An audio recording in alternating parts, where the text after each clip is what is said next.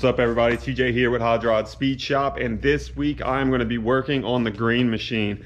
I need to get that thing ready to sell because I have another new project coming in, and this one is just kind of sitting in the corner. It used to get used as a shop truck a lot, but now we have the Suburban because it has back seats. So this has just kind of been waiting, and it's just not going to get the love that it needs.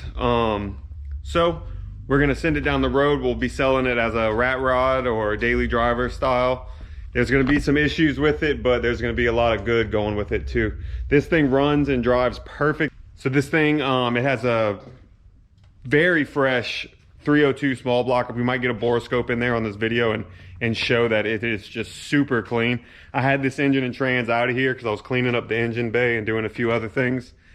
And my intentions were to rebuild it, but I do know that the previous owner had said that it was rebuilt by some shop in New Orleans somewhere. And you know, it was a Craigslist purchase, so I didn't really believe him. But I stuck a little borescope down there, and it sure enough was like brand new. Under the valve covers, brand new. The valve stem seals were still fresh. You could still see the cross hatching in the cylinder bore. I mean, it was fresh. So I didn't take the heads off or anything, but we changed the intake, took the oil pan off, checked it out, resealed all of that, and just made it leak free, really. And then did the same thing with the trans, cleaned it out. It's a 3-speed manual. Cleaned it out, put new seals on front and rear, and then stuck it back in the truck with a freshened up engine bay. Brawler 650 carb, aluminum intake, Edelbrock intake. What else? I guess probably a new, some headers, full 3-inch exhaust. It has a dual 3-inch exhaust with an X pipe. Or no, it doesn't have an X pipe. It's got a 2-in, 2-out 3-inch muffler. And then it comes out, you know, kind of like the 90s Ford Lightnings did. Anyway, it's super filthy right now. It actually shines up good. You can see how much dust and sand is on this thing. But let's get to the nitty gritty. The suspension and all, that was like one of the first things I did. It's got new springs, the shocks were new brake hoses, and this. They probably got like 5,000 miles on all of this. And new sway bars. I think it's Heights that makes these. Front and rear sway bars. It's like an aftermarket deal. Those probably don't even have that many miles because I did that way later. But the brakes look crusty, but they're actually, I changed the calipers, rotors, and hoses all at the same time, and then had the new springs. The back, I think I didn't. Yeah, see, I never changed the rear shocks. I did put sway bars on it and cleaned up the brakes, changed the shoes a while back. Same time I did the front. What else we got on the outside before we start opening stuff? This is new sheet metal, tailgate and bumper. Just kind of faux tinted it to make it sort of match, which it doesn't really match that well. It's a little too silver, but anyway, it looks good enough for what it is. And then that's a brand new receiver hitch. I don't know however many. You could tow a car hauling trailer with it. It's that many GVWs. What else on the outside? Perfect patina on these bedsides, man. I love it. There's some rust back here that I do plan on patching. And then I'm going to do a bed liner from, you know, here down. I don't want to bring it over the cap, but from here down, I have just a small piece of the corrugated metal that's for this, you know, year and all that good stuff. Hopefully it matches. I'm pretty sure it does. And hopefully I'll have enough of it. So I'm probably going to have to go like from here and then step it and then do that whole front. It would have been a lot easier if I would have just bought more of that stuff, but anyway, that's what we have. Let's see in here. I've already got the interior ripped out of it. I wanted to assess it and see how, oh, we can't see nothing, can we? We'll need a light. Let me get this thing opened up and then I'll come back. All right, I'm back. Let's check this engine bay out and go from there. This, like I said, the whole thing was out. Maybe I'll post some pictures with this. Scuffed it all up, rattle canned everything black. I did convert it to power brakes when I did the engine bay and cleaned everything up, pressure tested the radiator. I mean, all that good stuff. I had patched a hole under the battery tray. That's good. The headers were all nice and beautiful, but of course that burned off immediately. But this is the original 302. It has been rebuilt the one time, as far as I know. I don't know what bore size, or even if it's even been bored. I just know that it was rebuilt. Alternator I think is semi-fresh. I don't know, it charges. Everything works under here. Blower motor works, heat only. Got some new whatchamacallits over yonder. Got some of the good wire loom going through here. It's a good unit. I mean, it really is solid. It's not the prettiest thing in the world, but it's super clean and complete. Not missing a bunch of stuff. It is missing the jack, but you don't need that. Like new.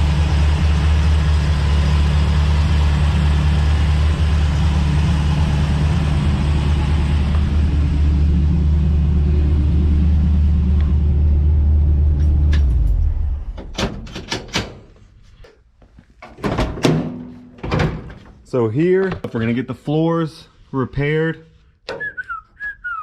And then we will do probably a pour 15 or something comparable. And sound deadening, carpet, weather stripping. I'm probably gonna go to like here. So I have some good metal, keep my weld down in that seam, so it's easy to deal with. And then,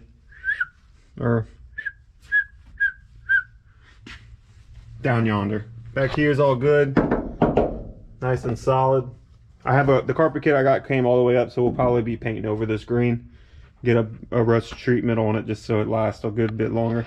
This thing right here is so cool. I was just, I don't know, blown away when I saw this. I had never seen one. I'm sure they're not super uncommon. I've Googled them a couple times.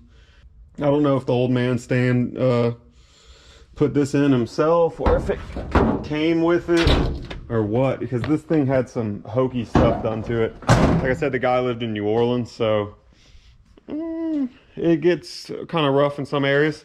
But let's see if I can find it. Look here, this thing turned off the ignition, like the power to the starter solenoid over here, because you don't need to get in the truck to start these bad boys. It turned the power off, and then there was another one just like it that had a chain that was hooked here, and that went up to this square here. And you could pop the hood, but then you had to come in here with a key and to get it all the way up, or some bolt cutters. But anyway, it also had this bed on it from day one, according to the old man. He bought it with it in the early 80s. So I'll probably be including that in the sale just because it's in the way. But you know, it's got white sides, aluminum, pretty good shape. Glass is all good. The back glass is plexiglass. I don't know if it was changed or what, but it's pretty cool. Some people like that look, some people don't, but not too bad. So anyway, first thing we need to do, I think the first thing I'm going to do is this cab corner, just because I want that done. And to do that, I'm gonna have to get the bed off. I wanted to be able to mock it up and then like tech screw the patch there and then take the bed off, but I can't. I couldn't get it up there without causing an issue. So anyway, first step's gonna be getting this bed off, and I'll probably do the rust repair on the bed on the side, and then cab corner life. So let's see if these bolts will all break loose or turn to dust or strip out, and it'll take 4 days to do. All right, so we got all the bolts out. It took about 30 minutes to get one nut halfway off, and it took about 30 minutes to come with a die grinder and cut all of them out. Now, if this was a good bed and like I was just taking it off to do something to it or whatever, I wouldn't have done it this way. Because when you do it like this, especially if you're in a rush like I was, you end up slicing it. But I'm gonna be welding all over this bed, so it was no big deal. I'd rather spend the time welding and making it look pretty than spend the time trying to get rusty old bolts that I'm already not going to be reusing. So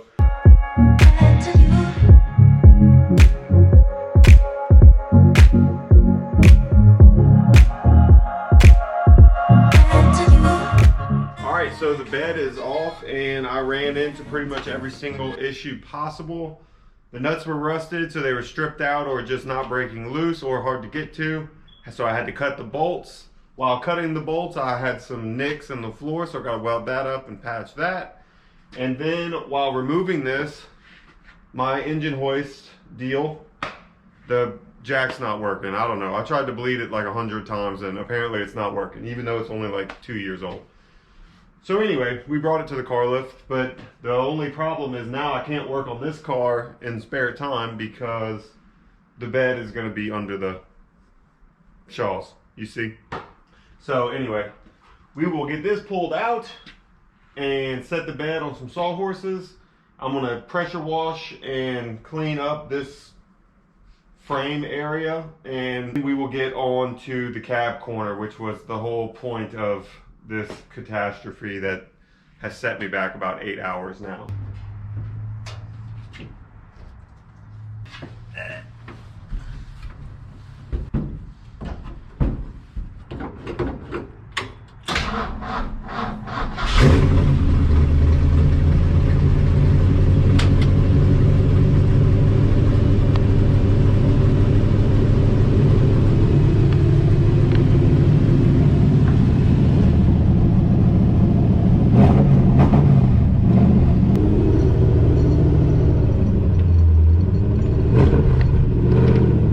Let's get the pressure washer out and get this thing cleaned up.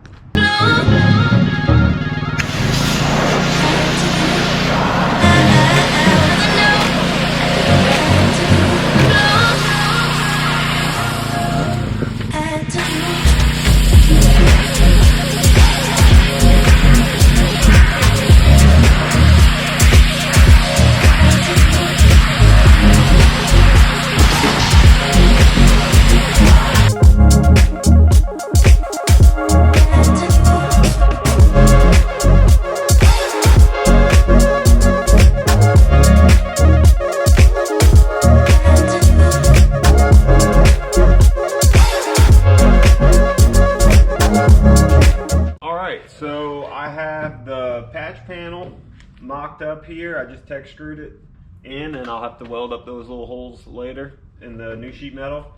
And it wraps around here, and then it's just spot welded to the door frame, to the rear post. And I've already flapped that whole flange off, so we should be able to cut it. I think I'm going to cut it right here because the rust stops about here, and it'll be nice. It'll be easy to blend here with just a little bit of mud if needed. I'm sure I'll need a little bit. So I'll follow this body line as much as possible around and then go straight down just a couple inches inside of after the turn onto the cab, the rear of the cab. And I'll be cutting through this panel and the original panel at the same time. That'll give me just a little bit of a gap, just the thickness of a blade, which I got these thin, pretty thin, where's the size on it? 1/16 blades. So that'll give me just enough of a gap to get some weld in there. And anyway, so next thing here is we'll cut it right across there. And then right after that tech screw, we'll come down. And then there'll probably be a lot of cleaning up and stuff that I'll need to do. And then of course, prep it for welding. Anyway, let's, I might get a paint marker on here and show where I'm gonna cut it and then cut it.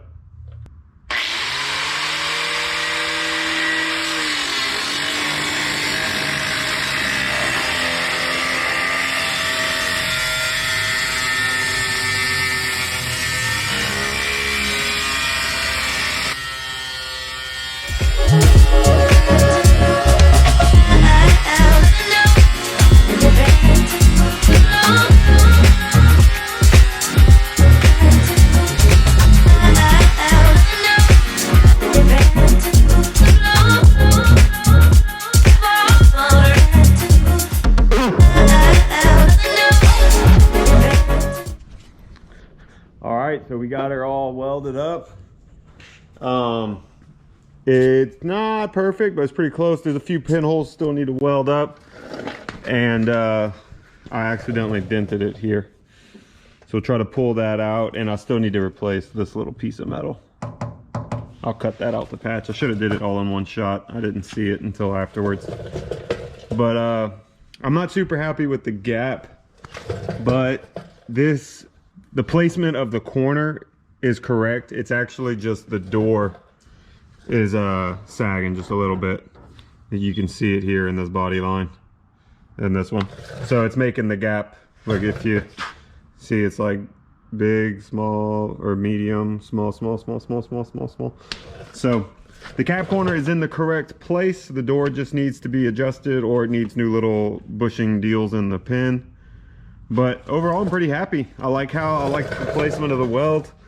It's gonna make it super easy to blend, and it's nice. Pretty good. All right, so we got all the metal work done. I ended up going a little bit further to cover up another rust hole. Look, this is the little strip. So I cut it a little too short whenever I cut through both panels, so I cut a little more out and welded it up.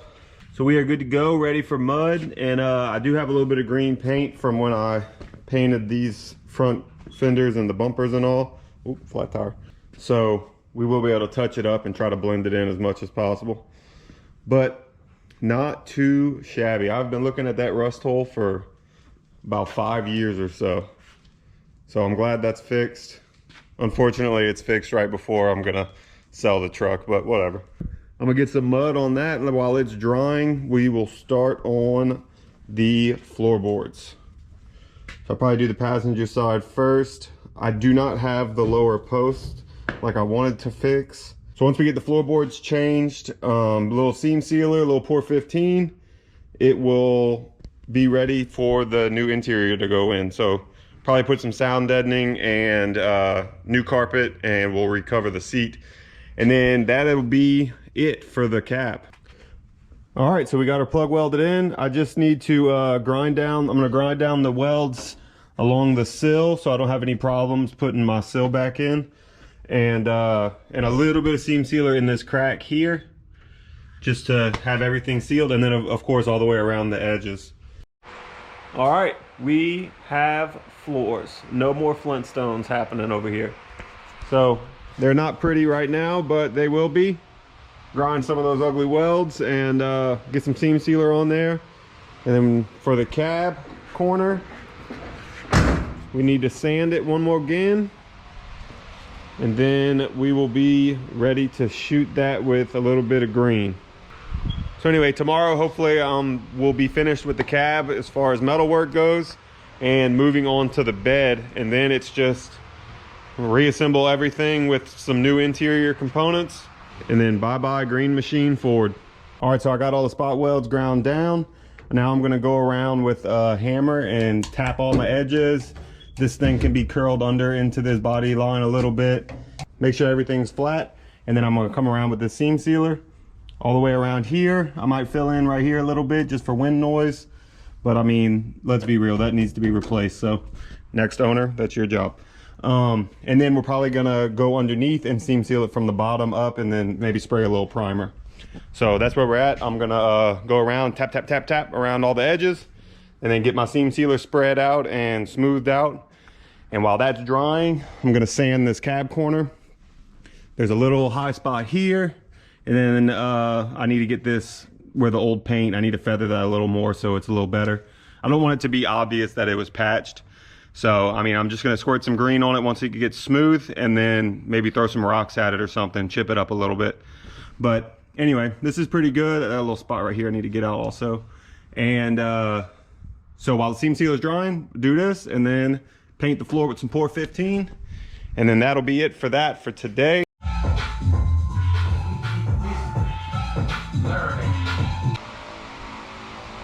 It's gonna look so great.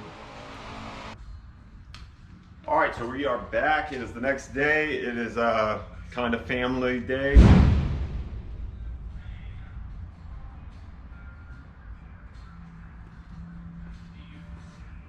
The heck was that?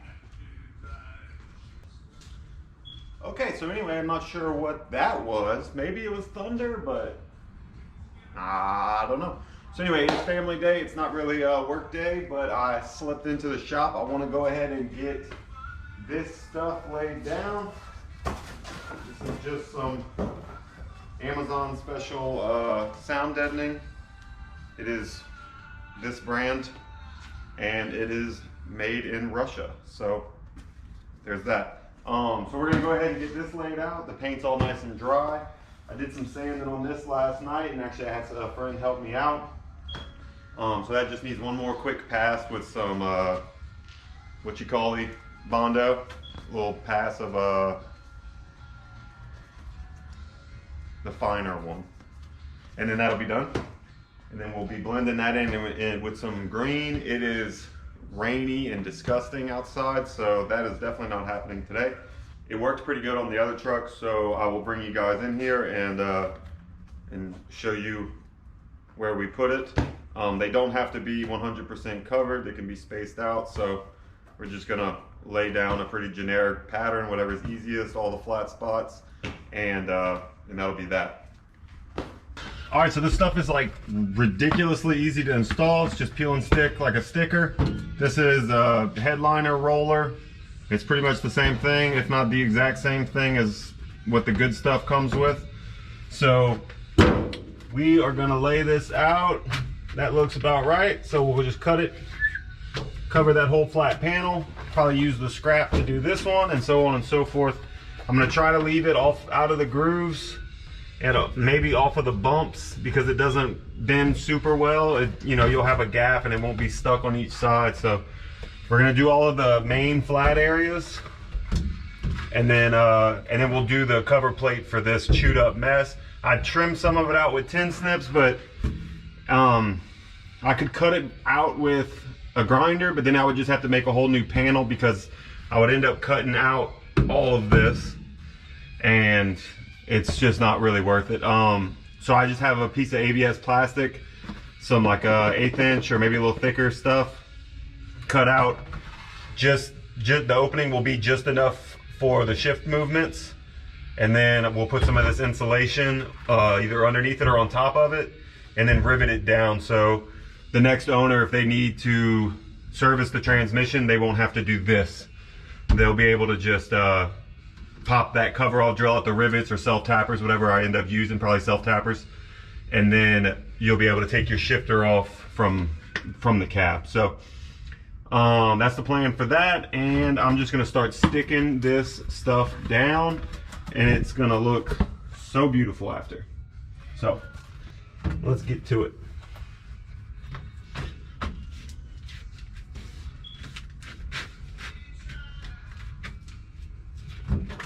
About right there.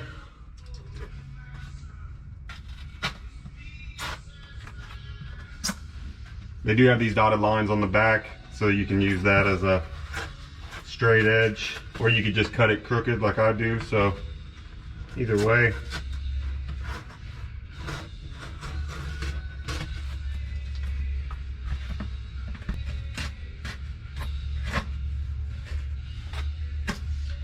If that razor blade wouldn't have like 2 pounds of glue and tape stuck to it, it would probably actually cut this pretty easy. But oh well, I'm dangerously low on razor blades right now. We're gonna do that number here. Make sure it's even and pretty looking.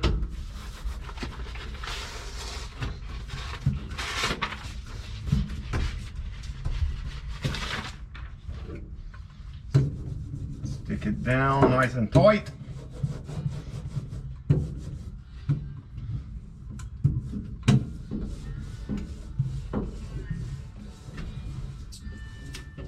Strip. That'll be perfect for right here. So we'll bring it all the way back to this body line here, to where the seat mounts, the seat mount hump. Beautiful.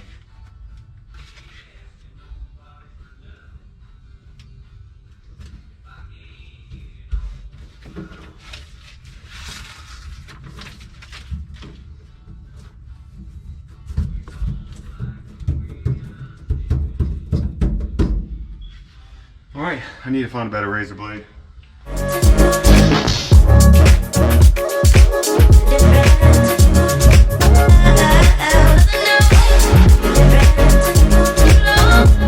All right, so there we are. We have sound deadening slash heat shield slash whatever all down.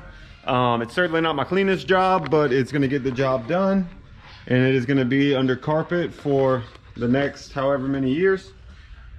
But it's honestly overkill compared to how much they say to use, but I don't see more being worse. So next thing we gotta do is, on the interior, is put the carpet down, poke our holes for the seats and everything. And the next thing we need to do sheet metal wise is start on the bed floor and get ready to spray that bed liner.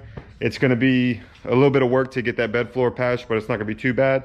And we need to do another little light skim coat here and squirt that green, and then reassembly time. So I gotta run before my wife kicks my butt. All right guys, so that's gonna be the end of part 1 for the Booger F100. We got a lot of work done. We got the floors patched, we got the cab corner patched, and like 90% body work, so that's almost done. We have our interior parts here. So next thing is gonna be, I don't know.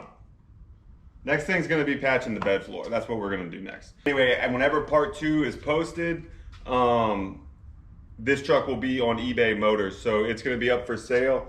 And I can promise you it is the cheapest V8 floor shift, I'm getting choked out here, V8 floor shift short bed 1973 pickup. So it's got some rust, some oxidation, but it's got some really good parts on it. It's a super fun truck, super reliable. I mean, we towed the trailer with the rat rod on it to car shows with this thing. So it's gonna be a good ride for whoever gets it and either uses it like it is or decides to tackle the rust and make it an even nicer truck. So anyway, that'll be the end of this one. See y'all in a week.